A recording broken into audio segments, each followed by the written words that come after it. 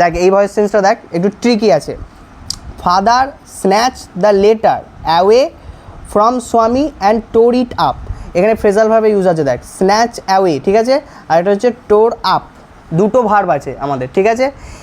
Father subject, এটা হচ্ছে আমাদের V2, the letter object, are from স্বামী এটাকে আমি ডবল অবজেক্টের মধ্যে রাখছি, ঠিক আছে, এটাও একটা ভার্ব।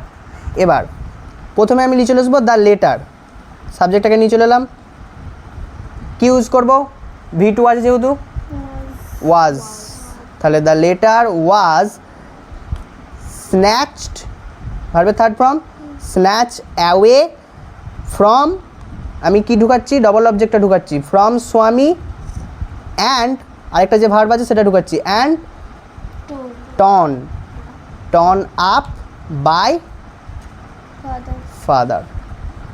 বুঝতে পারলি?